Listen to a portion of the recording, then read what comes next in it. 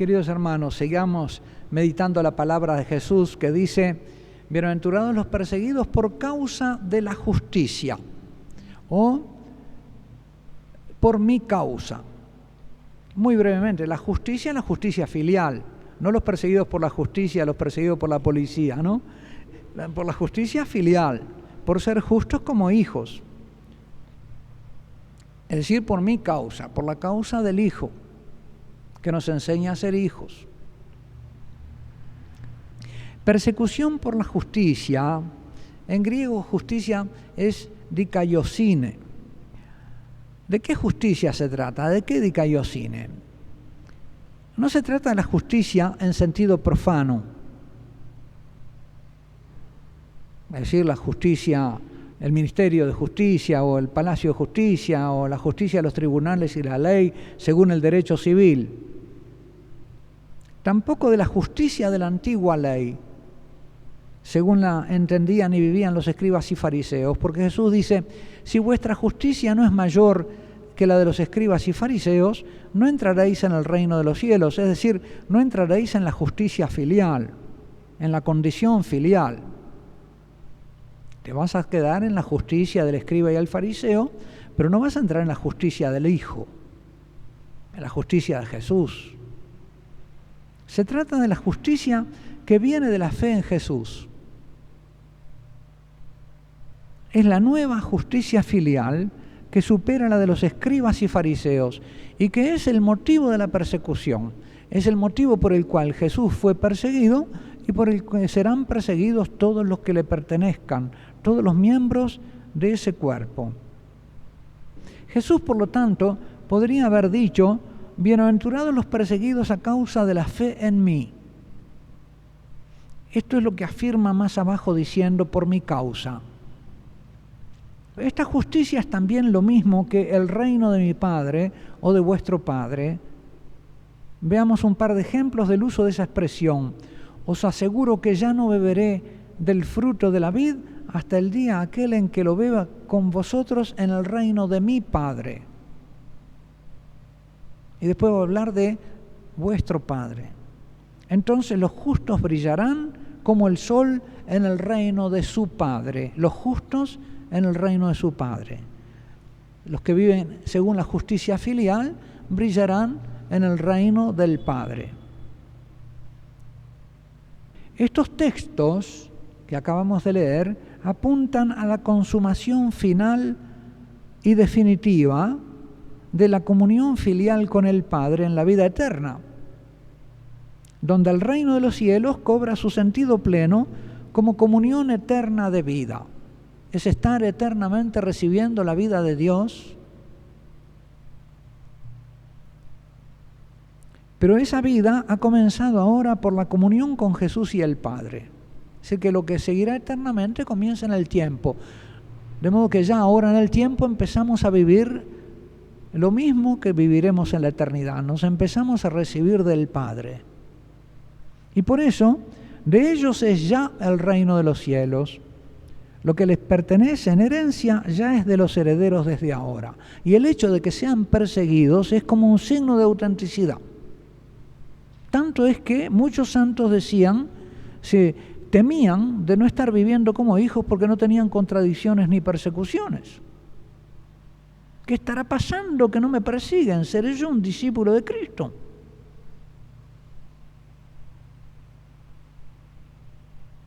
Jesús dice: por mi causa, por causa de Jesús. Y como él mismo nos explica, no está el discípulo por encima de su maestro, ni el servidor por encima de su señor. Ya le basta a su discípulo ser como su maestro y al servidor ser como su señor. Si al dueño de la casa lo han llamado Belcebú, está endemoniado, decían de Jesús, ¿cuánto más a los de su casa? No es más el siervo que su amo, ni el enviado más que el que lo envía. Son las cosas que oímos decir acerca del Papa o acerca de la Iglesia.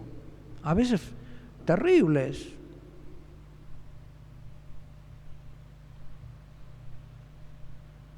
acordaos de las palabras que os he dicho, el siervo no es más que su Señor, si a mí me han perseguido, también a vosotros os perseguirán. Pero todo esto lo harán por causa de mi nombre, porque no conocen al que me ha enviado, no conocen al Padre, no reconocen al Padre. La bienaventuranza anterior nos explica algo de por qué no conocen al Padre, porque dice, bienaventurados los puros de corazón, porque ellos conocerán a Dios, verán a Dios. Por lo tanto, los que no ven a Dios es porque hay algo en su corazón que le impide verlo, y es la impureza de su corazón el que le impide verlo.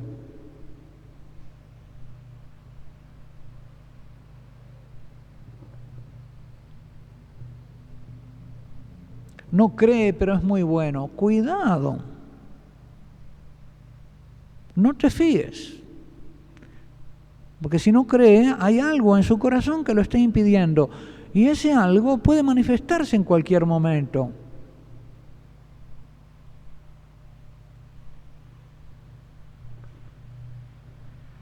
De repente no se manifiesta, guarda formas, pero algo hay que le está impidiendo ver a Dios y creer. Jesús dice que no vienen a la luz porque sus obras son malas.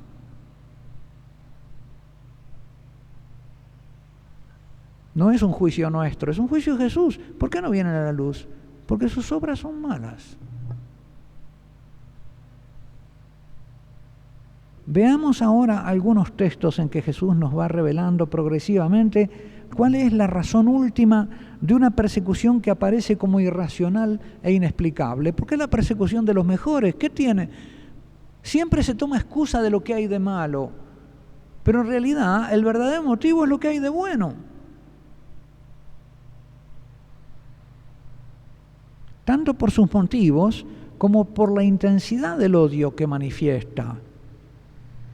Jesús nos enseña en los textos que siguen que la persecución es bienaventuranza porque es consecuencia directa de la comunión con el Padre, el Hijo y sus demás discípulos. Es como un signo de que estás en la comunión. Ellos son los rechazados y nosotros también porque les pertenecemos. No conocen al Padre. Esto harán con vosotros porque no conocen al Padre. Somos rechazados por los que rechazan esa pertenencia. Por asedia, ¿no? La persecución que Jesús anuncia a los suyos es por lo tanto una consecuencia, pero también como un signo visible de la comunión y de la pertenencia bienaventuradas. Es como un sello de autenticidad de la comunidad de destino con el Padre, el Hijo y el Espíritu Santo, rechazados por la raza de la serpiente, por la generación de la serpiente, que tiene por padre a Satanás. Veamos pues algunos de esos textos que nos explican la razón última de la persecución, de algo que parece incomprensible. ¿Por qué no nos quieren si somos buenos? Si esta es la verdad, ¿por qué no la aceptan todos?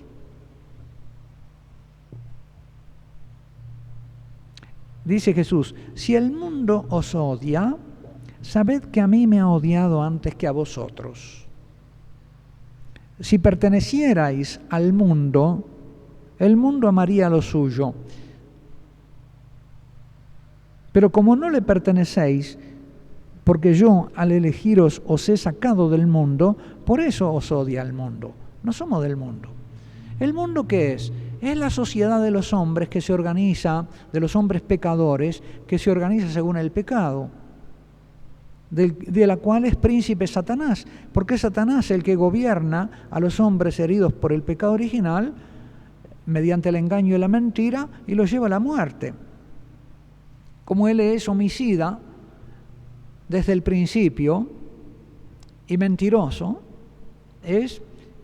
ese mundo son los hombres que están perdidos y que organizan esa sociedad pecadora según el pecado, según la herida de sus pecados, no sanado. Las dos ciudades, ¿verdad? La ciudad de los hijos de Dios, la ciudad de la raza de la serpiente, el mundo, y la iglesia, la nación santa de los hijos dispersos. si no tenemos este conocimiento y no nos sabemos ubicar, nos parece que la sociedad es una realidad homogénea en la cual nosotros estamos. No. Si tú querés vivir como hijo de Dios, vas a vivir como peregrino, no perteneciendo a este mundo que se organiza alrededor tuyo según otros criterios y de otra manera y para otros fines.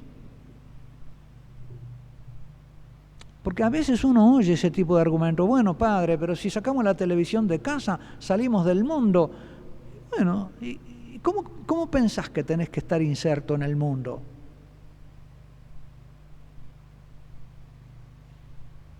¿Y qué pensás que implica el ser peregrino en este mundo y no pertenecer a este mundo perverso? ¿Por dónde pensás que pasa el no pertenecer? ¿O no aceptás que tiene que haber una cuota de no pertenencia aceptada precisamente, yo diría, como cuota de tu pertenencia? En el bautismo no dijiste que ibas a renunciar a muchas cosas por ser hijo. Renuncio a Satanás, a todas sus pompas y seducciones. ¿Y la televisión qué es? ¿Te lleva a orar o te lleva a pecar? ¿Te hace mejor hijo o no? Hace un examen honesto y sincero. ¿Te sirve? Ah, padre, pero hay que estar en el mundo. Bueno, sí, pero si el mundo os odia, es porque me odió antes a mí. Yo creo que tenemos que aceptar una cuota de extranjería bienaventurada y saber que no pertenecemos al mundo en el que estamos y que ese mundo nos odia si queremos ser lo que nosotros nos hará felices y lo que Jesús nos dice que nos va a hacer felices, que es vivir como hijos y bienaventurados. A continuación, Jesús explica a los discípulos que serán perseguidos porque le pertenecen, porque somos de Él. Si a mí me han perseguido, también os perseguirán a vosotros. Y prosigue explicando que la raíz última del odio y la persecución es la aversión al Padre. No quieren al Padre. Todo esto, dice Jesús, el odio, la persecución a Jesús y sus discípulos, lo harán porque no conocen al que me ha enviado. El que me odia, odia también al Padre, a mi Padre. Nos odian a mí y a mi Padre, pero así se cumple lo que está escrito en la ley. Me han odiado sin motivo. Yo no sé si no hay una conexión entre este odio a Dios Padre y una sociedad donde, como escriben algunos, estaba leyendo hace poco un libro de Monseñor Cordes, un cardenal Cordes, que se llama El eclipse del Padre, y habla precisamente, pone una relación entre este desaparecer de la figura del Padre, e incluso muchas veces de la predicación y de la iglesia y del horizonte de los creyentes. Parece que se instala un cristianismo sin Padre, que queda en Cristo. Yo oigo a veces algunas predicaciones y es Cristo, Cristo, Cristo, mi Salvador personal, pero parece que es un Cristo sin Padre. No se oye hablar del Padre. Y es un cristianismo en cuyo horizonte el Padre no está. Porque la sociedad en que vivimos es también una sociedad donde la figura del Padre se deteriora y desaparece. Donde el Padre pierde derechos, incluso a nivel del derecho civil, la patria potestad se reduce, se pierden los derechos del Padre, la figura paterna en gran parte, a veces también por las culpas y los pecados del varón, se va deteriorando y declinando.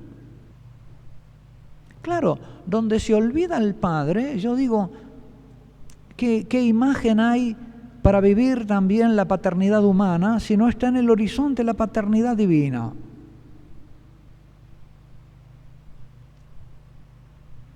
Me parece a mí que es fundamental para la formación de la figura del varón. que esté el Padre y Cristo como el Hijo en el horizonte, y que el varón se configure a sí mismo en esa relación con el Padre, de la cual podrá aprender también él a ser hijo primero, a ser padre después. La facilidad con que el varón hace abandono del hogar y de los hijos, sin responsabilidad paterna en esta sociedad, es creciente. El menosprecio a veces incluso de parte de la mujer por la figura paterna. Uno se asombra a veces de que haya mujeres que quieren tener su hijo a toda costa, no importa que no tenga padre. Parece como que ellas no piensan que para su hijo y la felicidad de su hijo va a ser necesario un padre. No, ellas quieren tener su hijo, porque es un hijo para ella. Pero no le importa que tenga padre. ¿Por qué? Porque no cuenta, no por malicia, no por maldad, pero es que no cuenta. No es importante. Socialmente ya no es importante. Culturalmente ya parece que no. Porque si estuviera en el primer plano de la atención y de la importancia, diría, no, qué crueldad traer un niño al mundo que no va a tener padre. ¿Por qué no se piensa eso? Y esto me parece que forma parte también del eclipse del padre, que después de eclipsarse el padre se va eclipsando también en la sociedad, hasta la figura misma, en el corazón del varón y en el corazón de la mujer. Haciendo una pequeña digresión, reflexionando sobre el pecado original y mostrando cómo el pecado original hiere de manera distinta al varón y a la mujer, ¿verdad? Y un poco en el drama que nos trae el paraíso, que nos cuenta el relato del paraíso, de la caída de la desobediencia de Eva, y cómo Eva entra en esa tentación de querer ser tan buena como Dios, conocer el bien y el mal y poder hacerlo como Dios lo hace, y que por ahí, por ese deseo exasperado o exagerado de querer el bien, entra a hacer el mal y a desobedecer. Jesús nos invita a hacernos hijos de Dios obedeciendo. Satanás a Eva la invita a ser como Dios desobedeciendo. Ahí está la diferencia. La meta es la misma, pero el camino es opuesto. ¿Y qué hace Eva después? Va y le da de comer a Adán. Ahora últimamente me ha asombrado de que no va a enseñarle lo que ella aprendió, ni va a comunicarle sus nuevos poderes, sino que va y le da de comer. Y durante mucho tiempo yo lo veía como un gesto amoroso, como suele ser el gesto amoroso de la esposa que le da de comer al varón. Pero yo me pienso, si eso no es el modelo de convertir al hombre en un mantenido. Y si a veces no hay en la mujer una especie de superioridad por la cual al fin termina convirtiendo al varón en un mantenido. Y si eso no es una expresión también de una de las consecuencias dramáticas de este pecado original en la destrucción de la relación varón-mujer. Fue y le dio de comer. No sé, se me ocurría eso, ¿no? Porque yo lo había visto siempre como, mira qué bien, qué amorosa, ¿no? Y de repente no, qué amorosa, qué dominadora. Va la dominación hasta el fin. Y eso es coherente con la herida que yo les planteaba, ¿no? Disimétrica en el varón y en la mujer. Pero en fin, es otro tema. Pero la desaparición de la figura del padre y ese rechazo del padre da lugar a una sociedad que no quiere al padre ni a Cristo ni a los cristianos, porque los cristianos son portadores de la imagen del padre, porque son hijos. Y por lo tanto, como Jesús decía, el que me ha visto a mí ha visto al Padre, y el que nos ve a los hijos ve al Padre. Somos reflejo del Padre, como decimos de los niñitos chiquitos, ¿no? La viva imagen del papá, hasta los gestos tiene, hacen visible al Padre. Y por eso no nos quieren. Acá estamos tocando, queridos hermanos, así, llevados por Jesús, tocando con el dedo la verdadera causa de la persecución. Si nos persiguen porque somos hijos, y por lo tanto Ellos lo que odian es al Padre. Y si no pueden matar al Padre, es lo de los viñadores homicidas. No vino el dueño de la viña, pero matamos al hijo. Matan al que pueden agarrar. Matan físicamente o anímicamente, ¿no? Porque a veces lo matan por la indiferencia o por la burla.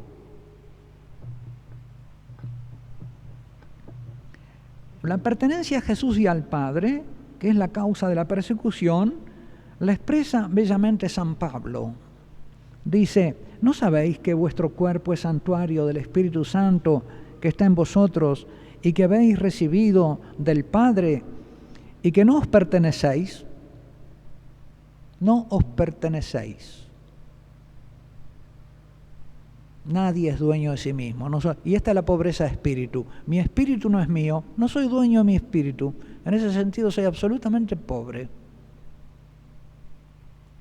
Habéis sido comprados, ¿y a qué precio?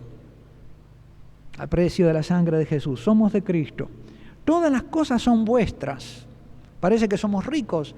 No, porque vosotros no sois vuestros, sois de Cristo. Y Cristo es del Padre. Ninguno de vosotros vive para sí mismo. Vivimos para el Padre, para la gloria del Padre, como Jesús vivió para la gloria del Padre. Como tampoco muere nadie para sí mismo. Si vivimos, para el Señor vivimos. Y si morimos, para el Señor morimos. Porque cuando muere Jesús, entrega su espíritu al Padre. El acto de muerte de Jesús es un acto de entrega y obediencia, de reconocimiento de la gloria del Padre. Con su muerte glorifica al Padre, porque dice, inclinando la cabeza, entregó su espíritu. ¿A quién se lo entregó? Al Padre, reconociendo el señorío del Padre sobre su espíritu. Soy tu hijo, Padre, por lo tanto no me pertenezco y me devuelvo a ti. Así que ya sea que vivamos, ya sea que muramos, somos del Señor, no somos dueños de nosotros mismos. Y esto es una bienaventuranza. Es la primera. Bienaventurados los pobres de espíritu, porque de ellos es el reino, porque ellos son hijos. Los que no se poseen viven recibiéndose del Padre. En vez de tener una cuenta en el banco, tengo una renta eterna.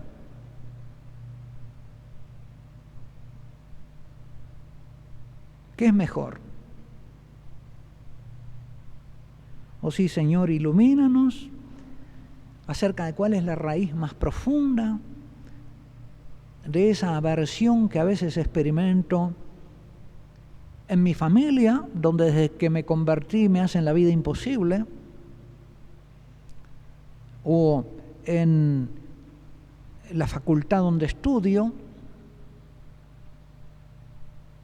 o en mi trabajo.